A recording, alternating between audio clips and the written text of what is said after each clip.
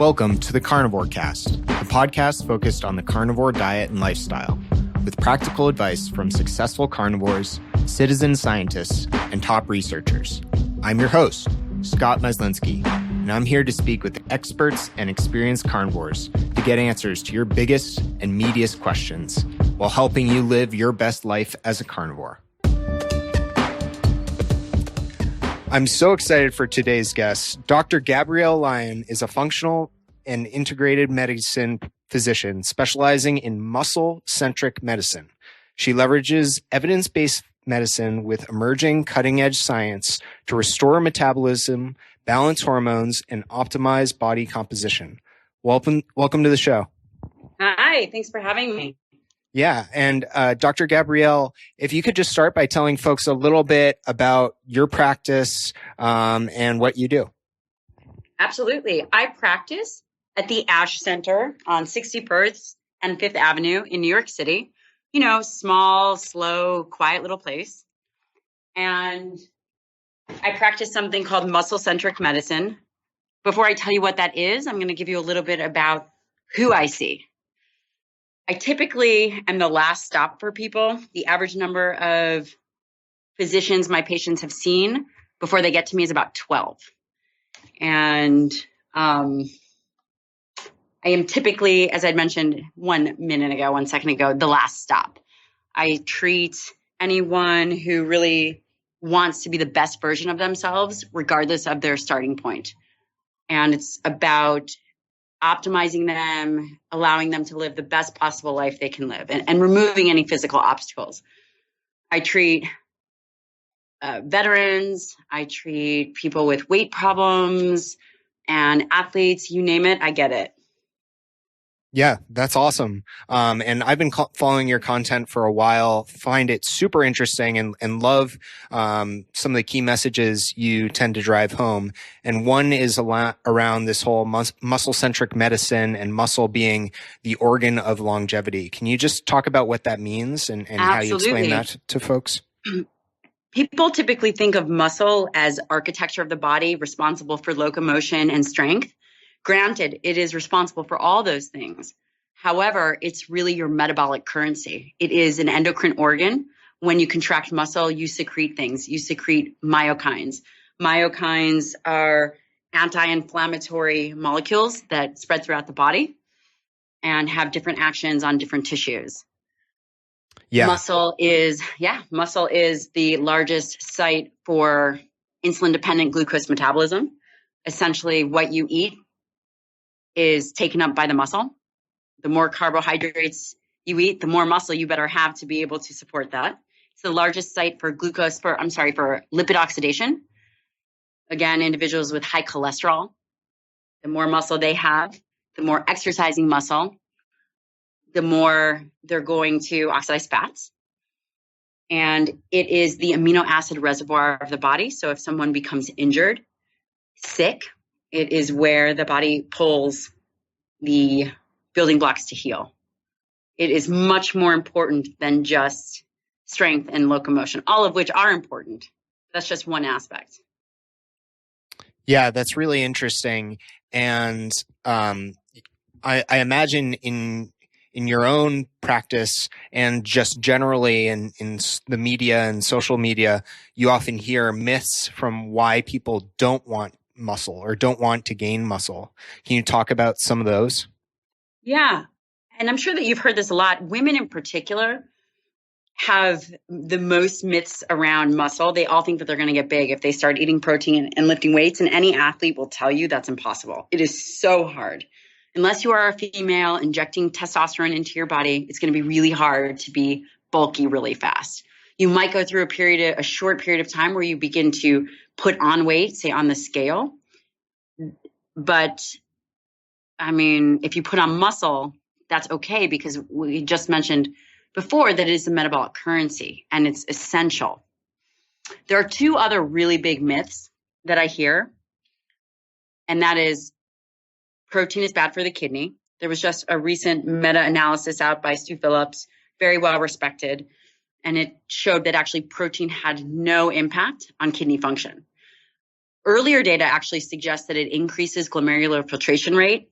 However, Sue's analysis doesn't show that. But one thing is for sure, protein is not bad for the kidneys. Does not cause kidney damage in healthy kidneys at all. The second thing is when you think about osteoporosis. Bones, and there was a meta-analysis that also just came out on this, and it looked at vegan and vegetarian diets and bone mineral density. It showed that they had lower bone mineral density than those individuals that had higher quality proteins. The reason is bone is made from protein. So again, those are just myths that really need to be cleared up. You can be vegan or vegetarian and be healthy, but it really needs to be done well. So those are the top 3 myths. Yeah, those are great. And one thing that I love about your work, Dr. Lyon, is you have such a strong wealth of knowledge and research base into nutrition and muscle and the entire body. And you also have a practical background as a figure competitor. So you both walked the walk and you talked the talk. So that's really interesting and I think kind of unique in this space.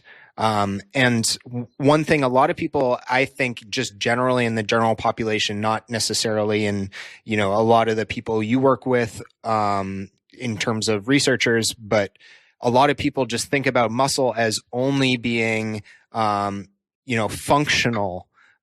What about the impacts on cognitive function that muscle can have? I love that you asked that. I did a geriatric obesity medicine and nutritional science fellowship at WashU in St. Louis. It was a 2-year combined clinical research as well as patient care. And one of the things as my duties as a fellow was to run a comprehensive memory clinic. And we found that those individuals that exercised regularly clearly had better cognitive function. Interestingly, those individuals that did a combined resistance training as well as aerobic activity and some kind of meditation did even better. We know that BDNF, brain-derived neurotrophic factor, is secreted when an individual exercises, and we know that that's essential for the health of the brain. Exercise also increases blood flow. All of these things are totally necessary for cognitive function. Yeah, that's really interesting. And one thing I've also heard you talk about when it comes to making sure you have enough muscle is that everyone talks a lot about, people are overweight. This country is too fat. Everyone needs to lose weight. Everyone needs to lose pounds. But one thing that's not talked about as much is how people are under-muscled. So can you talk about that a little bit? So a really good buddy of mine, a really good naturopath buddy of mine, one of my best friends here in New York City, Ralph Esposito, who would be phenomenal on your podcast. I called him and I realized that I had been seeing all of these patients. I have a pretty busy practice. And I know the standard for body fat, and I know when it's bad, and I know that we don't want a BMI. I don't really use BMI, I use body fat percent.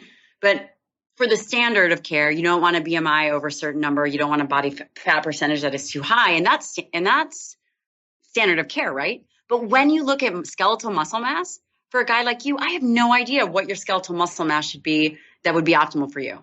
For someone like me, I have no idea. The data isn't out there that gives us a number saying this is how tall you are, this is how much you weigh lean, and here's your optimal skeletal muscle mass. That seems like a huge problem. We can tell someone what their optimal blood pressure should be. We can tell someone what their numbers in their blood work should look like, but we have no concept of what their lean muscle mass should be. Yeah.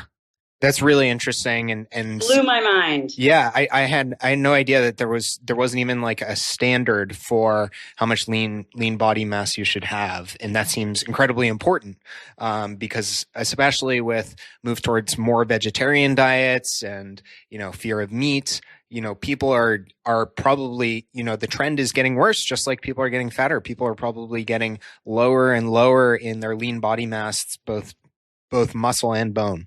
So that's really interesting. And, I haven't shared this with listeners, but what got me really started on kind of this health journey was, back in my vain days of trying to figure out what my body fat was, and I'm still vain, so I don't really know why I said that. But I got a DEXA scan, and I was like, okay, your body fat is X, great. That's not that important. But all of a sudden, I saw that I have the bone mineral density of an osteoporotic 95-year-old woman, especially in one of my hips and in my spine. And so let me ask you, why did you get your bone mineral density done? Just to see what your body fat was? Just to get an accurate reading of my body fat. Got it. Okay. And so I went to endocrinologists. I got the DEXA confirmed on different machines and by, some great doctors at hospitals here in Boston, like Tufts and MGH. And I was amazed. I saw multiple endocrinologists who tested my hormone levels, and my testosterone levels were consistently, normal range, quote unquote normal. And we can talk about what normal and optimal is. But for a man is like 300 to 900. I forget exactly what the units are. I think it's nanograms per deciliter or something like that. I was consistently in the low 100s. Which is super low for a 23-year-old at the time who's lifting weights multiple times a week. I was eating a low carb diet already. I consumed very little alcohol. I was sleeping 9 hours a night. I practiced a healthy lifestyle, and my bone mineral density was horrible. My testosterone was horrible. And these endocrinologists just basically said, hey, we don't really know what's going on with you. You look healthy. Make sure you get some exercise and eat a lot of protein. So just curious to hear your thoughts on that. And, we can go deeper too. Yeah. Well, ask me specifically, which part do you want me to weigh in first? I'd love you to weigh in first on, and obviously not like medical advice, because I've taken action since then, but like, is that something you see with people that young? And what would your reaction be? Like, what do you think could have caused something like that? Well, it's not uncommon. I do see young men come in with low testosterone. It's absolutely not common. And one of the things that I see is definitely marijuana use. I see high stress, lack of sleep, alcohol, hands down, and poor nutrition. When you address some of those things, a lot of it tends to get better. Of course, they need to be lifting. I mean, you want to have them lifting weights and eating an appropriate diet. Also, fasting too long tends to drive down testosterone.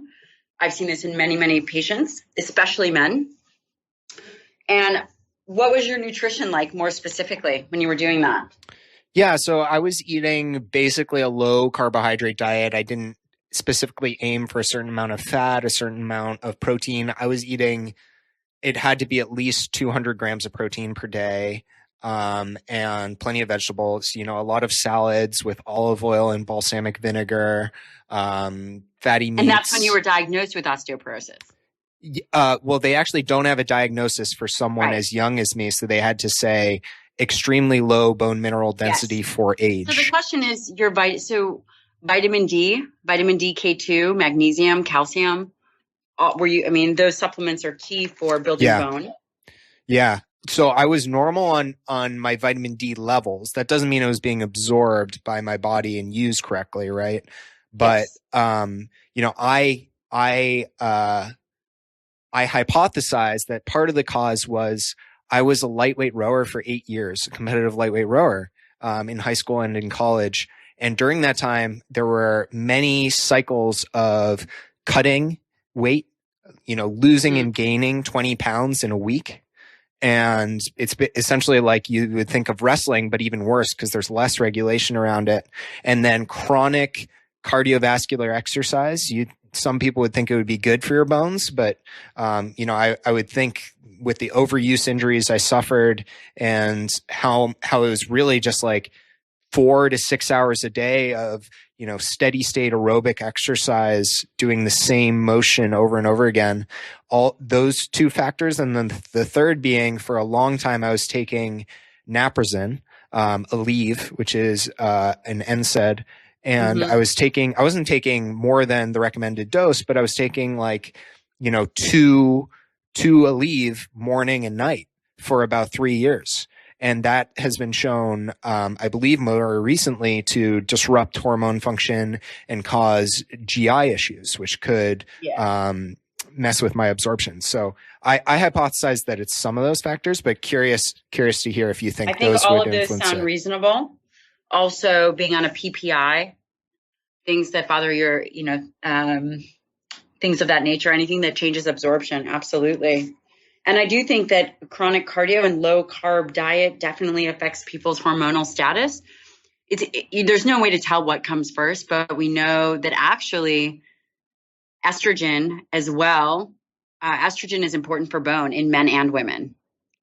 So if all your hormones are low, you definitely lose that protective effect of estrogen as well. Yeah. Yeah, that's really interesting. But I'm curious, you talk a lot about sarcopenia and interventions to prioritize muscle. First of all, can we start with, why is sarcopenia such a problem? Why was I so worried that my bone mineral density was low? Well, sarcopenia relates to muscle, and it is typically a disease of aging. Sarcopenia is loss of muscle size, and later on, size, strength, and function. Typically, we look at it at the age of 65 and over. However, sarcopenic obesity, which is impaired muscle while being obese, we found that actually adipose tissue fat gets intramuscular within the muscle tissue, like a marbled steak, and that impairs metabolism. It also impairs strength, and it creates a downward trajectory of health. And that it becomes a real concern, especially if it starts early. I believe that it can start within your 30s because we are so domesticated now. And as that happens, you change your body's capacity to function in any kind of optimal way. It doesn't get easier as you age, it gets harder. So now you have fat within your muscles, your hormones naturally become lower. Typically, people become less active while they keep their nutrition the same.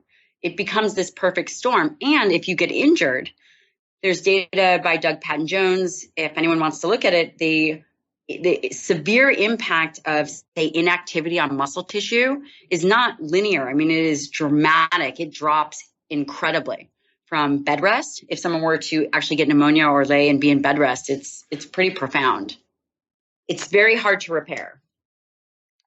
Yeah. And what can folks do? What are some interventions that both you give your patients and just suggest generally for prioritizing muscle mass? Start young. So you start young and you train and you try to continue to build muscle, because eventually it gets to the point where it becomes more challenging. And that would be resistance training. Data suggests that it goes up to exertion, that there's a perceived exertion, that it doesn't necessarily have to be heavy as long as you're fatigued. In my clinical practice, I haven't seen that to be true. The data doesn't support my clinical practice, but from a practitioner standpoint, the heavier the weights, the more effort an individual puts out at one time, the more response I see. So there is something to be training at a particular capacity that stresses the nervous system as well as stresses the musculoskeletal system that seems to have a huge impact on hypertrophy. Right. Of course, dietary protein. When you're young, you have a lot more flexibility to eat whatever you want. You don't need as much protein when you're young because your muscle synthesis is driven by hormones largely. Think about it. In your 20s, you could train. I couldn't believe, I started doing fitness competitions when I was in college. If I look back at my programming, I was such a nerd. I had no idea what I was doing. I was running around doing a ton of cardio, eating. Remember RX bars? I don't know if you're too young, but they had Oh no, I do. Not RX bars, not the RX bar, the Metrex bars. Do you remember those? Oh yeah, in like convenience stores. Yes, those. I would eat those. That would be a treat, and they were made with all this weird stuff. But the point of me saying that, aside from me being completely a goofball in my training, was that I had tons of flexibility. I was eating oatmeal in the morning, blueberries, all this stuff, because my metabolism was so stoked, and I was younger and I had more hormones or different kinds of hormones. I'm no longer growing, at least not out. That would be a bummer, or taller, although I'd like that. But as you age, your body develops anabolic resistance. The muscle tissue actually becomes resistant to the protein that you ingest, which is a very interesting phenomenon. We don't actually know why it happens. For example, if you take in a protein shake, say a whey protein shake, when you're in your 20s, the stimulus of that whey protein will be enough, say at 20 grams, to turn over muscle protein synthesis. You get enough branched chain amino acids to cause this triggering effect, and you get the cascade of mTOR signaling and this whole cascade and regulation thing that happens. As you become older, you take a 20-gram protein shake, there is one, decreased absorption in the stomach. As you age, we don't necessarily know why that happens, but hydrochloric acid tends to be lower. And that's necessary for the beginnings of breaking down protein.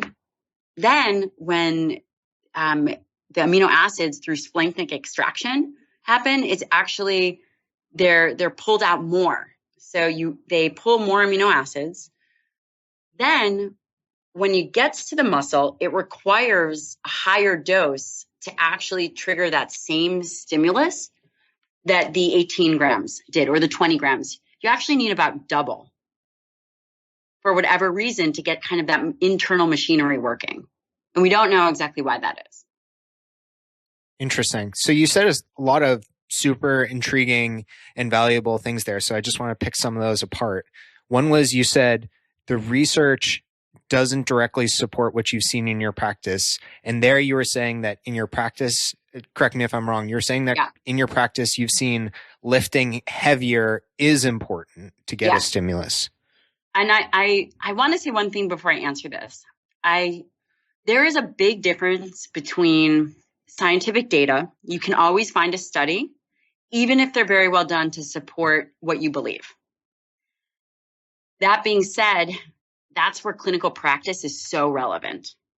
You can read all you want, but there really is something to be said for seeing hundreds of patients and seeing what actually works with your own eyes.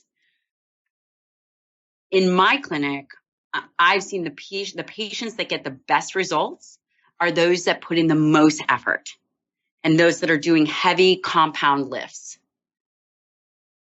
And that is different. I mean, the data suggests that you can do heavy compound lifts or you can do lighter load and the results are going to be the same. I haven't seen that. Yeah. I mean, and I just haven't seen that. But again, there's a difference between data and clinical experience, and there's all kinds of factors that go into everything.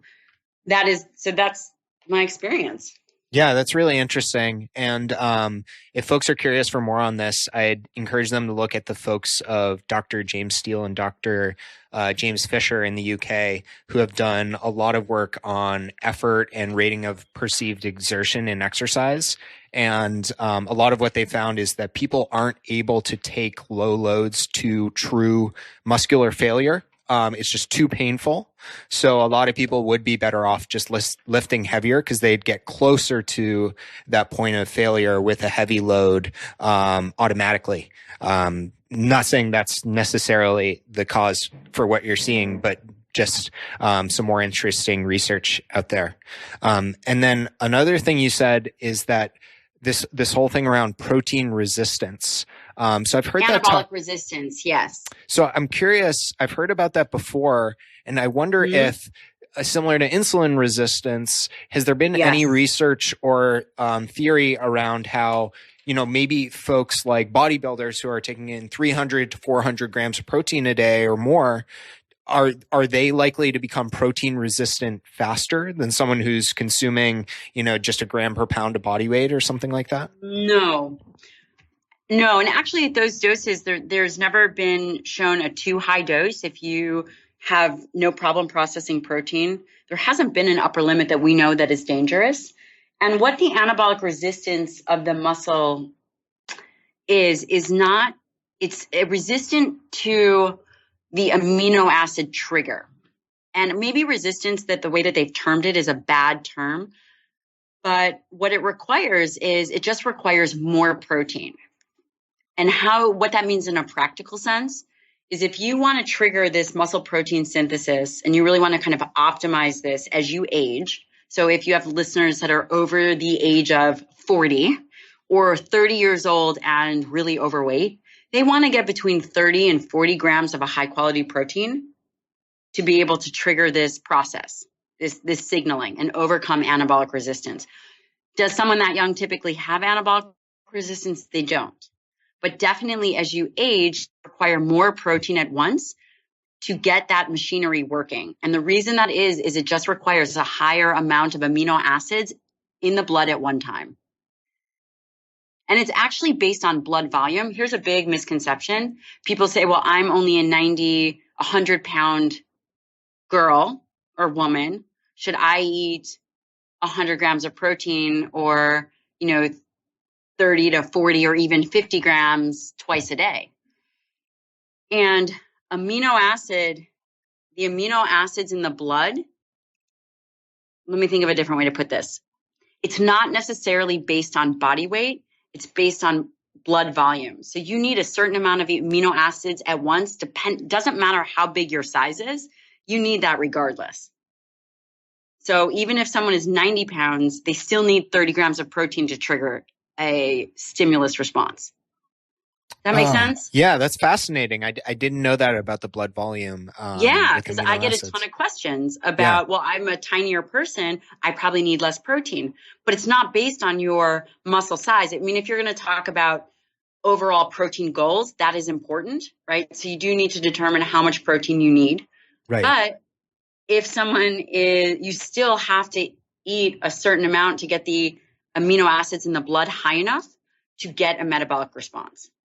Got it. And that becomes very confusing for people. Got it. So it's the trigger, it's the synthesis trigger that's based on blood volume. Yes. But the absolute requirement could be more based on lean body mass and total body mass. Yes.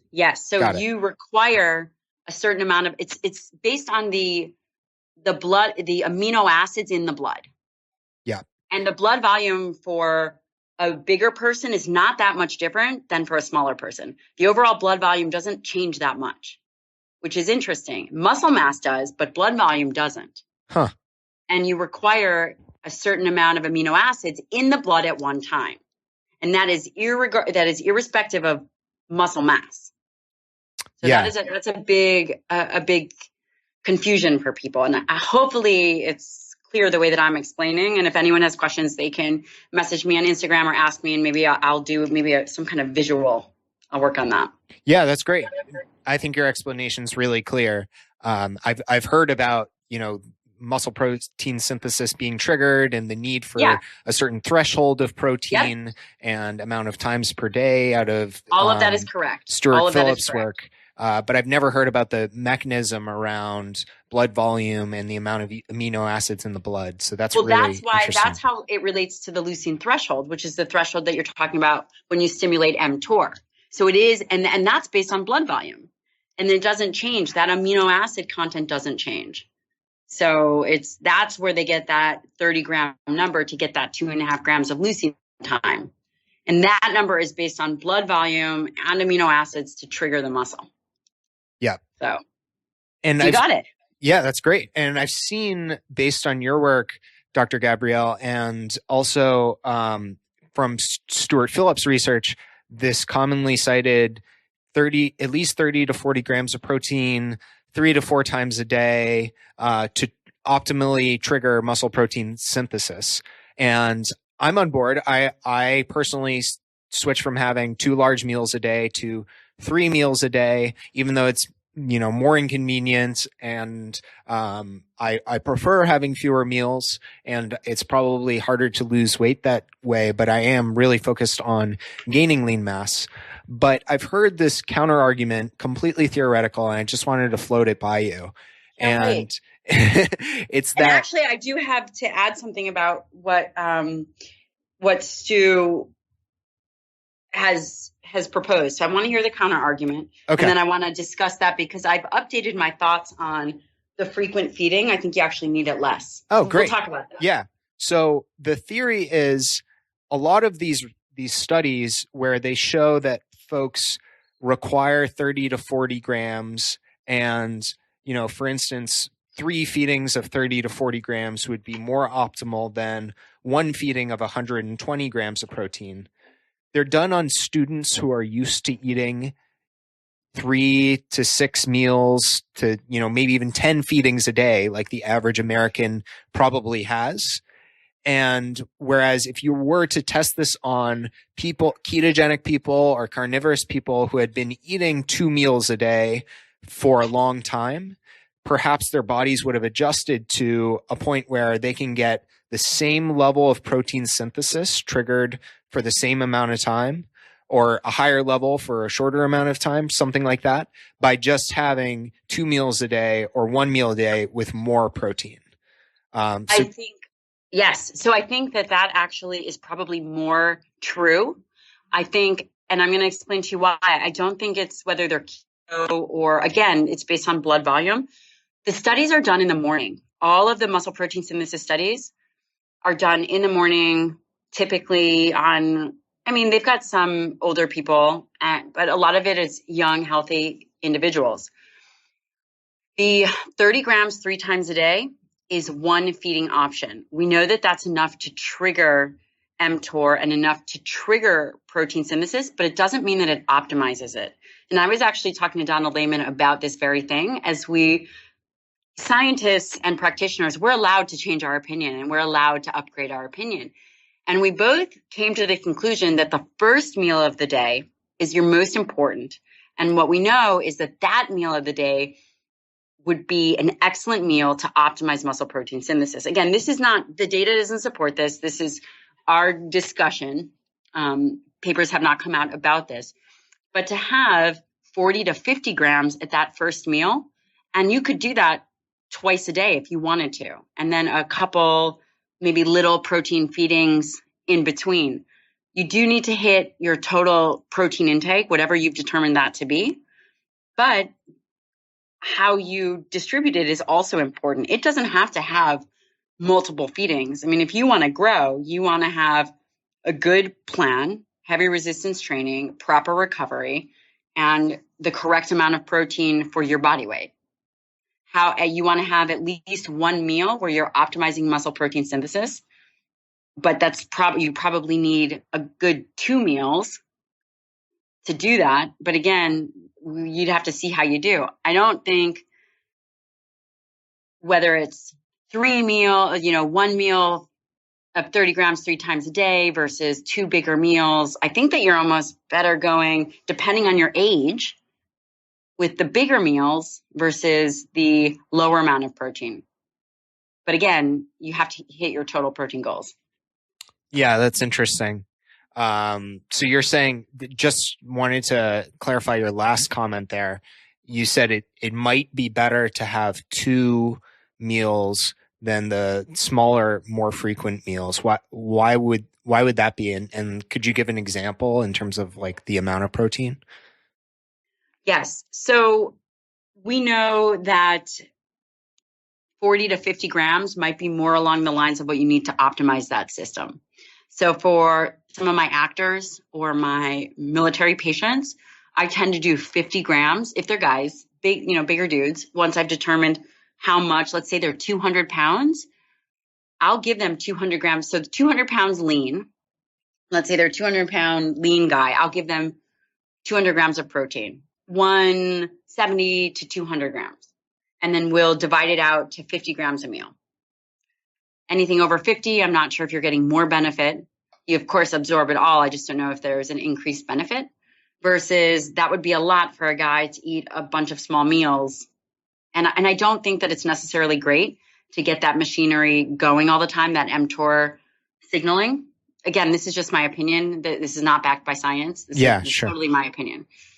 So it's determining, how much do you weigh? Let's take you, for example. How much do you weigh? 172 pounds. Okay. So, and you're pretty lean? Yeah, I'm about 15% body fat. Okay. So you could probably get away with 150 grams of protein, maybe a little bit more. I definitely prefer protein over carbohydrates.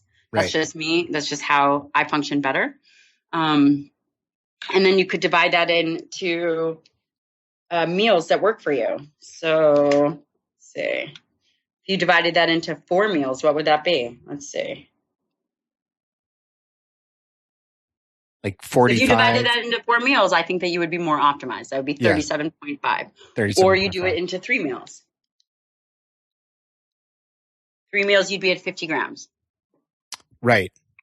Okay, that makes a lot more sense. Thank you for clarifying that.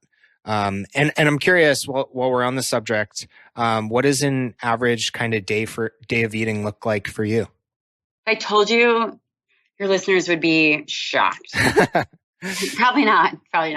My nutrition, it's very high in protein. I'm probably at around 200 grams of protein a day. And I'm 123 pounds. I prefer to get my carbohydrates from protein. For every 100 grams of protein you consume, 60% of that gets turned into carbohydrates in a very slow, steady way with a minimal increase in blood glucose because it's generated metabolically. That's how I prefer to get my carbohydrates, believe it or not. So I'm very high protein. I might have, at the end of the day after training, I might have a little bit of fruit, not every day. I always have in 2 or 3 servings of good fat, whether it's extra virgin olive oil. Sometimes I'll do a tablespoon of nuts, depending on if it's crazy in the clinic. And that's it. It's very streamlined. I use green coffee. I love green coffee. It has chlorogenic acid in it. It's amazing. It just works differently than black coffee. Personally, I can't say that for everybody, but it's amazing. Yeah, that's great. And some would call that a gluconeogenic diet in a positive way. Yeah. I think that's how Dr. Ted Nieman on Twitter talks about his diet. Oh, I should look him up. Who is it? Dr. Ted Nieman. He's a physician in Seattle, and he has a website called Burn Fat, Not Sugar, and he talks about the protein leverage hypothesis all the time. Great. And he's a big fan of basically forcing your body to generate its own carbohydrates. So super interesting guy. I think you guys would click on a lot of things. And curious also, Dr. Lyon, if you're a fan of fasted exercise or fasted resistance training. So for example, if that 200-pound lean patient of yours says, I'm a busy working person and I need to hit the gym at 6:30 in the morning, and they haven't eaten since 6 p.m. the night before, what do you say to that? It's all personal preference. At the end of the day, it's really calories in, calories out, how much effort you're putting in. There is some data that supports training low in a low glycogen state. I personally feel better if I'm not lifting heavy and I'm just going in for some kind of interval work to do it fasted. I feel better. I feel as if my body composition is better. Again, that's personal. I think your powerlifting guys, or guys that are really doing heavy load, I think that they don't perform as well when they are trying to train at a high level fasted. I think it really, again, it depends on the individual. Yeah. I've found that to be the case for myself too. When I am training early in the morning, I just have a large teaspoon or tablespoon of salt and a lot of water, and that seems to help. And I'm curious, a lot of folks, especially what's scaring me is with a lot of, food products or food-like products coming out, like soy burgers and things like that. And folks just look at the label and see, 25 grams of protein. Can you talk a little bit about why that might not be the same as getting 25 grams of protein from a high quality animal source? Yes, this is a really important point, and it becomes, and I talk about this a lot. Protein is very emotional for people because it has a face. People are concerned about sustainability, animal treatment. It really is the most controversial macronutrient, and it creates a ton of heat for people. With that being said, it really skews the data in terms of understanding opinion, belief versus science. And it's very clear that animals make the correct amino acid profile to support animal function, human function, and plants make the correct proteins to support plant function. So what does that mean? So if you look at the back of a hemp protein shake, if you go out to the store and you get a hemp protein shake, it'll say 20 grams of protein. If you notice that the rest of the label is broken down in number one, it says fat, and then it breaks down all the fats, which, there may or not be fat in there. And then there's carbohydrates, and it shows sugars and fibers. And then you get to the bottom, and it's this measly little line that says protein. It really is the macronutrient of the black. It is the black sheep of the macronutrient family. It doesn't actually then break down into amino acids, but fats and carbohydrates both have additional breakdown sources. Is very misleading because in that plant protein, it's not quite half, but to be safe, you could cut that protein amount in half. It's probably more, a little bit more that, if it's 30 grams of protein in that hemp protein, your body, because of the branched chain amino acid, see about 20 grams of that, maybe a little bit less. So then when you're drinking the shake thinking you're getting 30 grams, you're really only getting, say, 20 grams. Then you're sub-threshold from that leucine bolus that we talked about previously. You do yourself a real disservice if you continue to eat along those lines for a lifetime. You have real challenges because there's only two ways to stimulate that muscle tissue, and that's through exercise or diet. And if you are only plant-based, you're not getting enough amino acids, the right kind of amino acids, particularly the branched chains, to stimulate that tissue turnover. With that being said, you can be vegan or vegetarian, but it has to be very specific and you have to be very aware. Your body also has to be able to handle the carbohydrate load that would go along with that. For quinoa, it's about 4 or 5 cups of quinoa to 1 chicken breast to get the correct protein at one time. And there's a lot of carbs coming with that quinoa, I'm sure. It's metabolically unfavorable. Absolutely. Yeah, that's super interesting.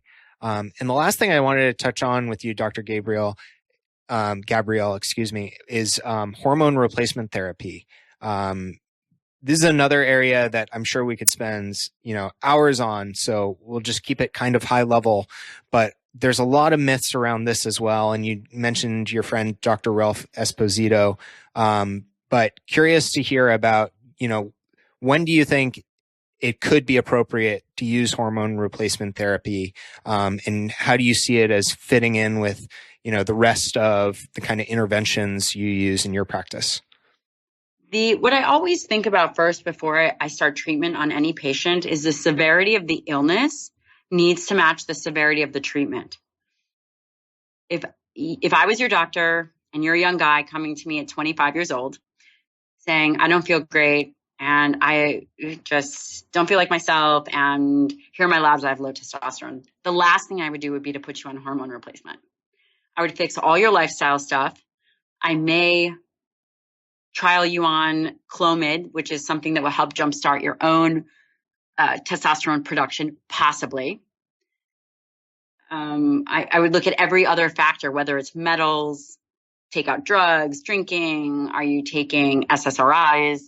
You work along those lines. But if you were 43 and you came to me and said, I have a testosterone of 200, I would say, okay, well, and I felt this way for 10 years. I'd say, well, we have to fix this right away. I might not start you immediately on testosterone, but my margin of flexibility would be much less. I'd be much more inclined to start you on testosterone sooner because of the length of time and the age rather than continue to wait. Yeah, absolutely. I think that's a really healthy and sound approach. Dr. Gabrielle, this has been great. Really appreciate your time. I think folks will really enjoy your perspectives, and we've just scratched the surface with some of the amazing knowledge you share on your Instagram account and through other interviews you've done. So I'll definitely link to those in the show notes and would encourage folks to check those out. Where can people find out more about you? They can find me on Instagram. I'm the most active there at Dr. Gabrielle Lyon. I'm on Fitter. I'm on Fitter. I just made that up. Twitter and Facebook under the same handle. If people want to reach me in person and they wanted to come into my clinic, they can find me at the Ash Center on 61st and 5th Avenue. And I would love to help. Great. Well, I'll definitely link to all of that in the show notes and really appreciate you coming on today. Thank you so much for having me. Of course. Thank you for listening to this episode of the Carnivore Cast. If you enjoyed this episode, please review on iTunes. It really helps us out, and share it with a friend. What questions would you like answered, or who would you like to hear from in the carnivore research community? You can find me on Twitter, Instagram, and Facebook at CarnivoreCast, or go to carnivorecast.com. You can also email me at info@carnivorecast.com. I'd love to hear from you. Until next time, keep it carnivore.